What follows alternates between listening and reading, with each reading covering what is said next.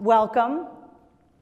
You know, when Deirdre and Alicia first approached me and asked me to do the keynote this morning, my immediate answer was absolutely, would absolutely love to. I don't know that immediately I was exactly sure what I would want to talk about, but honestly, for me, I couldn't think of a more perfect event for us to be able to collaborate on, and that's really why we at PepsiCo are such passionate sponsors of this event. We go above platinum, we're actually the passionate sponsors of the event. And we're passionate about the event because we're passionate about the theme of responsible leadership and making a difference in the world. And to us, responsible leadership is really about how do corporations like ours harness the power of our people, the spirit, the energy, the skills, all of what lives in between all of those things to really make that difference in the world. But I think to some extent it's also about dispelling a myth, and that myth that making a difference needs to be in conflict with propelling your business forward, because that's not something we believe. At PepsiCo, we believe doing good is good for business. And we prove that every day. I think what's really unique about international corporate volunteering is it's a really special kind of way of demonstrating how doing good is good for business. So what I thought I would do is tell you a little bit about our PepsiCo program, as Deirdre had mentioned, but for you to understand sort of what PepsiCo means to us, I thought it would be helpful if I gave you a little bit of context for sort of how it came to be and some of the interesting sort of circuitous route we followed to arrive there. So does that work for everybody? Okay. So PepsiCo, let me tell you a little bit about, there were sort of three, I would say, converging forces that in coming together really allowed us to emerge with this very special program. The first is our Performance with Purpose vision, and we developed under the leadership of Indra Nooyi, our CEO and chairman, a vision for Performance with Purpose some years ago. Performance with Purpose is essentially about our commitment to deliver long-term, superior, sustainable business results. It is our business strategy. It underpins everything that we do, our operations, et cetera, and has a very, very strong focus on human, environmental, and talent sustainability. And so human sustainability is really all about providing a wide range of foods and beverages, from fun kinds of treats to more healthy eats. Environment is really about finding innovative and creative and very different ways to minimize costs and reduce our footprint through a lot of initiatives like water and energy conservation. Talent sustainability is one that's very, very important to us, and this is really about creating safe and inclusive environments for our employees, helping them develop and achieve all of what they want to be able to achieve, and very importantly and relevant to the topic for these couple of days is this idea of respecting, supporting, and really investing in the local communities in which we live and work. And so if you think about that sort of strategic vision as a backdrop, we've made a lot of great progress over the years around all of these different fronts. We have $22 billion brands. We've got some good business results going. We've been widely recognized for a lot of the work that we've done in human, environmental, and talent sustainability. I think what we struggled a little bit with was, how do you make this personal for our employees? So how many of you have struggled with that yourselves, where you have what you believe to be a very solid business strategy, something very strong, very inspirational, but that challenge of sort of how do we really make it real day in, day out for our employees? And that was one of the questions, sort of fundamental questions that we found ourselves asking. The second of those forces has to do with leadership.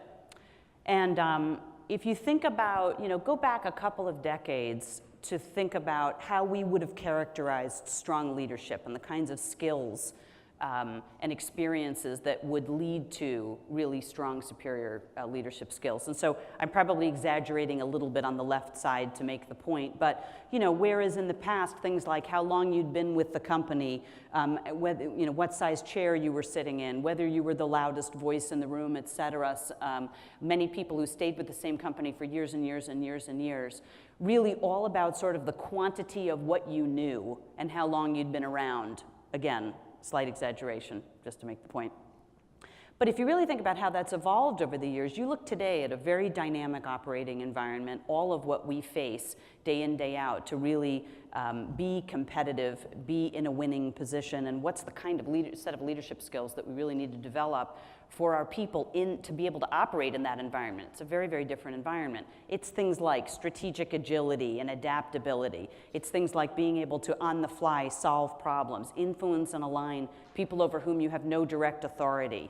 And very importantly, have a global mindset. For a multinational corporation such as ours, that's essential to the work that each of our employees does. So a little bit of a shift from the quantity to the quality, not just what you know, but what you do with it, not just the experiences that you've had, but how your ability to really leverage them. And this notion of, instead of leading from above or out in front, how do you lead from within? Because that's so much a part culturally of how we need to operate.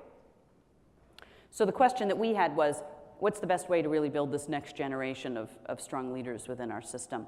The third piece, which I'm sure you can read beautifully from your seats, sorry, some of the type is a little bit small, but I thought it would be helpful also for you all to understand. We created a global citizenship vision. This is the vision of where we're really trying to go. And so I'll hit just some high points for you quickly. But the verticals emanating from the center, performance with purpose, are really all of the what. And the elements of performance with purpose that I mentioned before, human, environmental, talent, sustainability, are those first three. The fourth is disaster and humanitarian support. We identified some very specific strategic imperatives within each of those planks that are high priorities for our global citizenship agenda. The the hows are the horizontal. And so you see on the left-hand side, levels of community engagement. And if you think Maslow's hierarchy of needs, at the most basic level, it's about providing dollars that can fund the experts to go do their work without a whole lot of involvement from us. Next level up is sort of from the neck down skills-based volunteering. How do you bring some elbow grease and a big heart to some of the work that we might be able to do to make a difference? The next level up from that we call collaborate is really where something like PepsiCo sort of emanates, and that's really about working side by side with strategic partners and local communities, partners like CDS, to be able to really make a difference on much more significant things. And then the top level around bringing insights, pro bono work, board service, et cetera, where you're really bringing a lot of your expertise. PepsiCo, in many respects, sort of bundles all of those things together, probably starts primarily from within the collaborate area. And I'm not going to share all of the other information on here, except to say we have this as a broader context for all of the work that we do, and that's a strong insight for us as something that's really, really important. Running an international corporate volunteerism sort of effort without this sort of umbrella under which it sits is more challenging. In the top left corner is really the overarching objective that we have, which is to create new possibilities for the communities in which we live and work. So everything about this vision is about how we deliver against that for our communities. The question that we had here was, so what if we were to harness our sort of people power to be able to help us deliver on this citizenship agenda? Wouldn't that be fabulous? And as you think about these three elements, our performance with purpose vision, the evolving nature of what it takes to be successful as a leader, and this global citizenship vision, that's really where the birth of PepsiCo came from. Now, I would love to tell you everything happened in the perfect order where they all converged beautifully and strategically we had this sudden, aha, and the clouds parted. It didn't quite happen that way. We sort of stumbled on it, quite frankly, but as you all know, some of the best ideas that we come up with are ones that we sort of discover a little bit emergently, and that was the case with PepsiCo. What was really powerful was the concept for it came from within. A couple of employees said, I love this performance with purpose vision. How do we make sure that myself and my colleagues are living it kind of on a day-to-day basis? I really would love for us to be able to do something like that. They spoke to a couple of other employees, and all of a sudden what emerged was a small handful of folks who said, we really think we ought to go talk to somebody about doing something on this. And so they sort of self-proclaimed, self-assembled, went to our chairman and CEO, said, we've got an idea, took her through what the idea was. She thought it was fabulous, said, great, go put some more meat on the bones and come back to me with what you would propose, which they did in 2010, and we were off to the races in 2011 with a pilot that ran so successfully that we actually doubled the size, and we sent 2 groups in 2012. What is PepsiCo? So PepsiCo is really a 1-month community immersion, performance with purpose-based experience. It's where we take a group of employees out of their day jobs. They're from all different functions, from all different parts of the world, and we put them into a community with support and partners to be able to make a significant difference on a particular topic and significant challenge in a particular geography. There are 3 primary things that it's designed to do. The first is around building skills with employees to work on global societal challenges and make a difference in the process. The second is around building those core leadership skills we spoke about. And the third is around making performance with purpose highly personal for folks. So that's sort of the concept of what we're talking about. I thought I'd talk to you about one of the groups that went this past fall. We sent a group to India. This is the group of our esteemed colleagues. Ordinarily, we have a little bit more of a mix from countries. On this one, we ended up having a few more on the US side than is typical. But as you can see, a lot of different kinds of functions. These people didn't know each other, with a couple of exceptions, before they went into this experience, and this is the group that we sent to India. What they were, the objective of the work was really to address the extreme water scarcity that exists within Rajasthan, with some solid solutions and the building of a sustainable model. So for those of you who are not familiar with some of the really extreme water scarcity that Rajasthan has. So Rajasthan within India is represents about 10% of the land, 5% of the people, and only about 1% of the water. And so simply said, the idea was, we've got rain coming in, how do we actually make better use of it to help solve this water challenge? How can we catch it on the roofs of some of the residences and other structures in a way that we can capture it, filter it, and then pipe it to a storage facility that can then be accessed on a regular basis with a hand pump without requiring that people travel great distances. We had a simple model for it, and it relied on the very strong partnership of a few different teams. Ourselves working with CDS couldn't have been a more phenomenal partner. I can't say enough terrific things. I know it sounds like a paid political announcement, but truly an extraordinary group of people, an extraordinary vision that they're very, very good at operationalizing. We also worked with a partner we've been working with for several years, Safe Water Network. Some of you may be familiar with them. They're a longstanding partner of ours. One of the things that we really liked about working with them as well was it enabled us to take some of the strategic grant work that we were already doing with them and actually further leverage it, so sort of a 1 + 1 = 3. And then there was a local NGO, BCT, that was on the ground as well that CDS connected us with, and we were sort of off to the races with our partners there.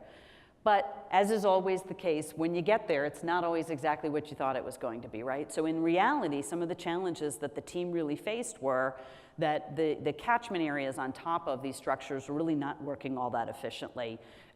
We had water that was being filtered, put into the storage facility, and then people were pouring bad water on top of the good water, so that's a problem because then it's no longer safe. The supply of it was running out before there was enough of a chance to be able to replenish it, and then the filters weren't being properly maintained, just a whole source of different issues. The team really wanted to be able to create a very sustainable model, something that would outlive their time there and really stand for something after they departed. So one of the thoughts also was, if the current funding model of how we pay for all of this isn't really all that sound, how do we improve upon that in a way that could really be lasting?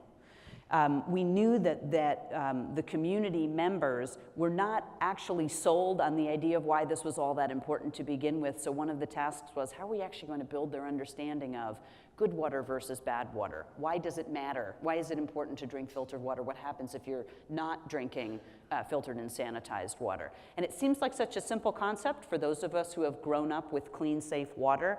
However, for a population of folks who feel like they've been just fine for a really long time, it's a very different undertaking.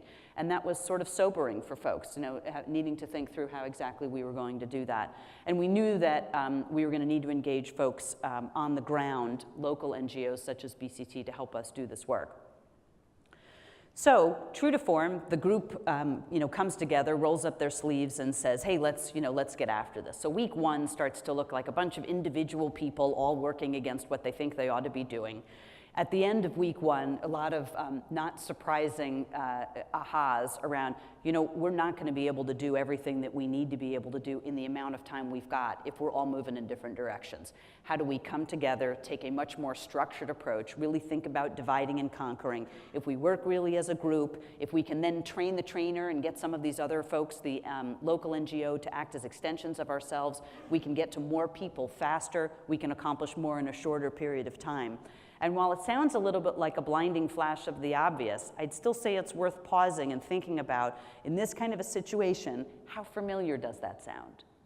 How often do we see in daily life any kind of project that you bring people together to work on within our different companies? It's strikingly similar. You feel initially like it's very, very different. It's not different at all. The idea of people needing to come together, clarify what exactly the challenge is that they're trying to solve, think through, take stock of the resources they have, the dollars that they have, the time that they have, identify priorities, organize the work, figure out how they're going to get after it, influence and align each other. How do you actually get it done? Who emerges to the forefront? How do people leverage each other's areas of expertise to make sure that the work is really done with the greater good in mind? And this idea of taking people out of their day-to-day surroundings and the day-to-day people and being able to put them into a different kind of an environment that in many respects is not actually all that different was really powerful for this group and has been powerful for us as a company.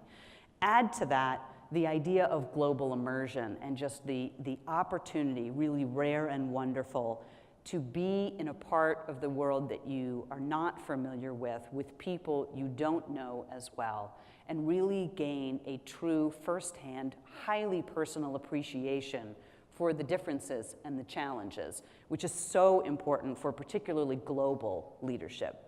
And so, who the group got to spend time with and what they learned from each other and from the community. And you see, Lou, who's in marketing, trying to carry, one of these water pots on his head, which in and of itself was actually quite disturbing.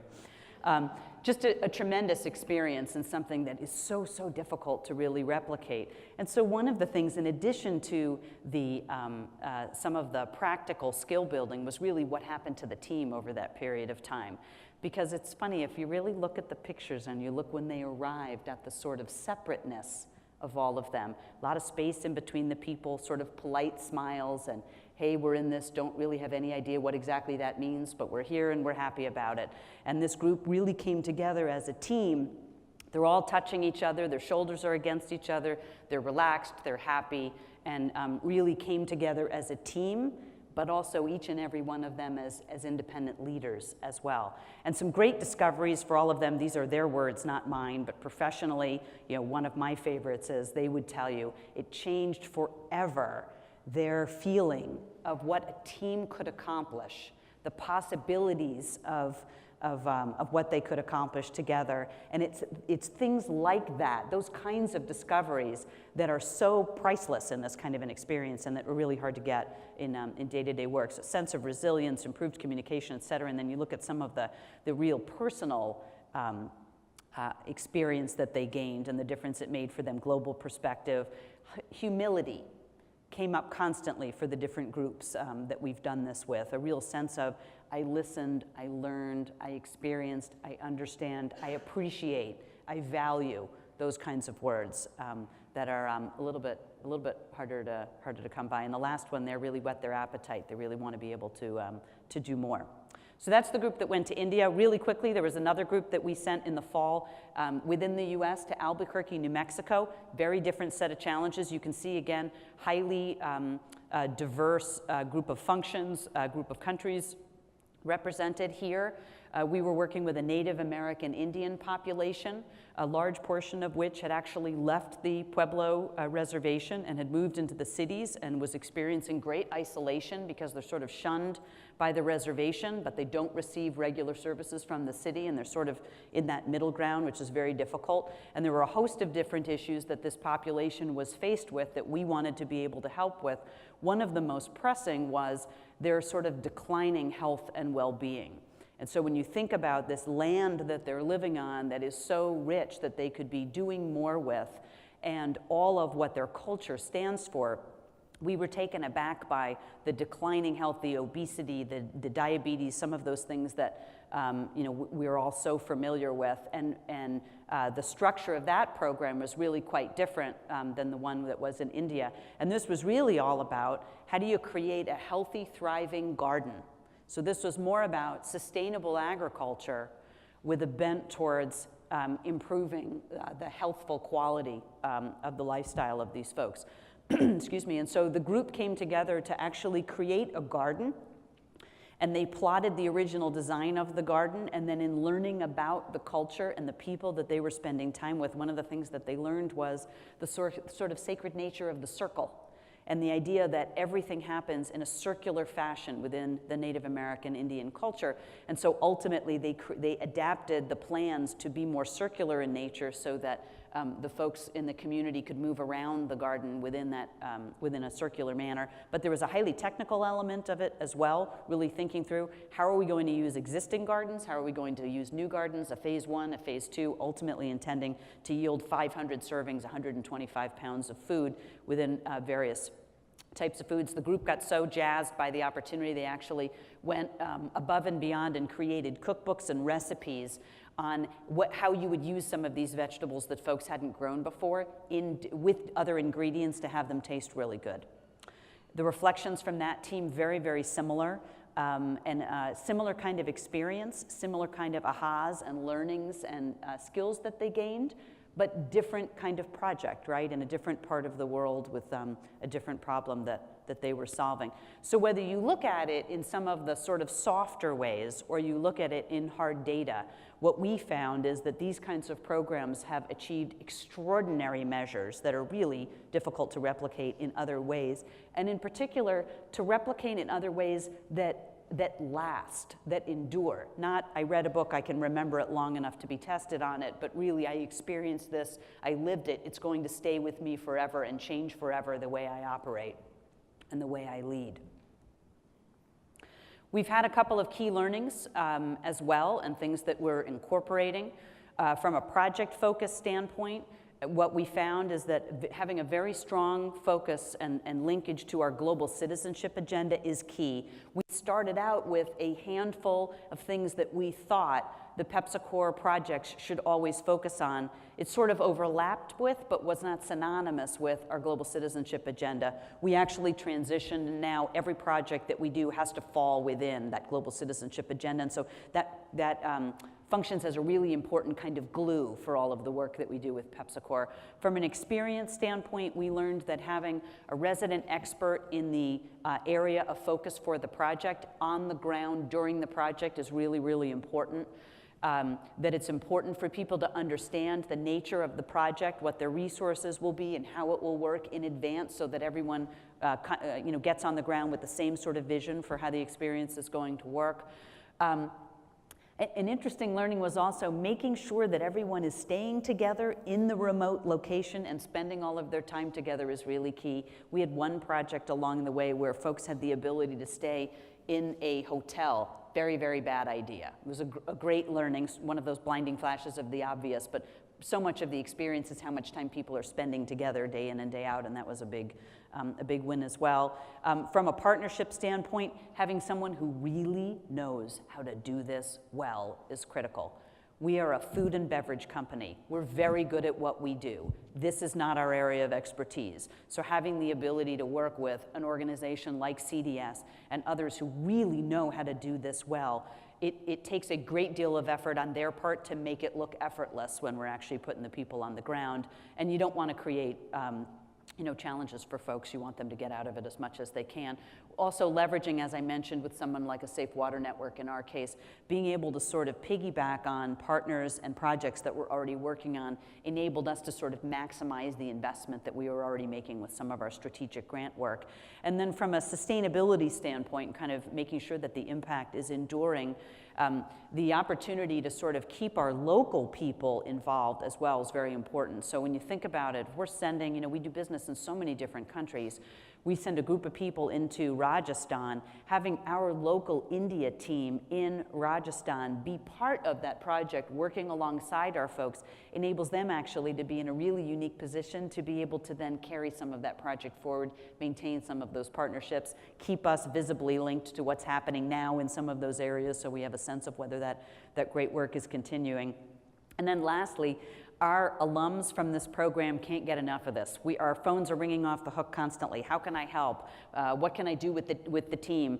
Can I be part of an advisory board? Let me give you again, my feedback so that we can think about how we can make it even better. I love it, I love it, I love it. And so that has been tremendous for us as well, because it's the part that you hope for but can't always plan for or count on.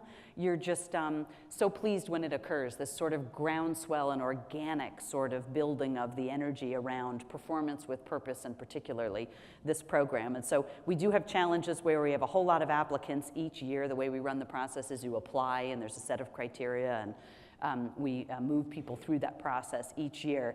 We do have a problem, but it's a nice problem to have, and that is how many people really want to be able to participate in a program like this. And so where we're going from here, in this year, what we've actually decided to do is move, instead of sending 2 groups at the same time in the fall, we're going to do a 6-month sort of cycle, break in between the two. So we're sending one group actually to Brazil on a sustainable ag project in the fall, and then there will be one going to South Africa in the following spring, working on sustainable ag, but also with a little bit of a bent of empowering women and girls. So where possible, you think back to that global citizenship vision that I shared, we are, again, trying to leverage the thinking that we've already done on what we consider to be our strategic imperatives, and then make sure that we're leveraging these kinds of experiences to actually further our work in that area. So a reminder on what the PepsiCo program is about, and we are, I would honestly say this program has exceeded our expectations in so many different ways.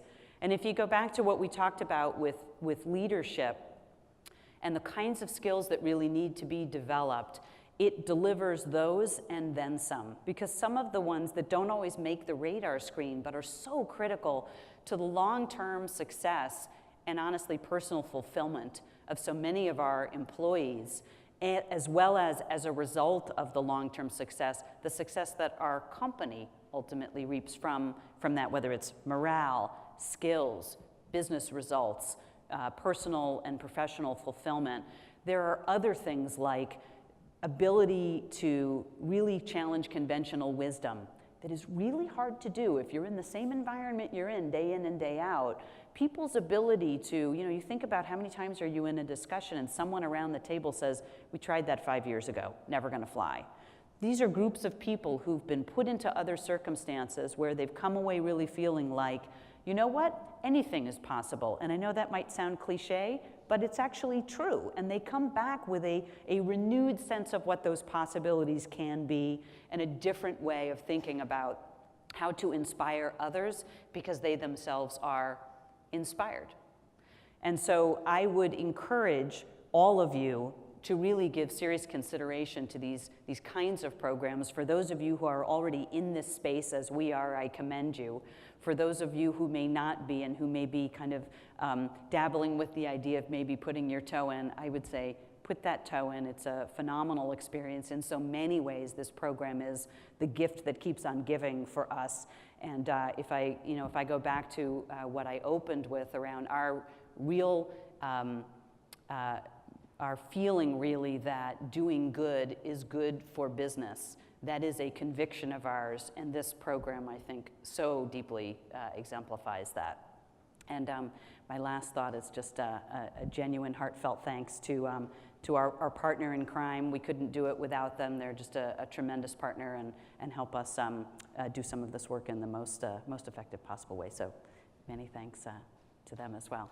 And thank you for the opportunity to talk to all of you. I hope it was helpful. Thanks very much.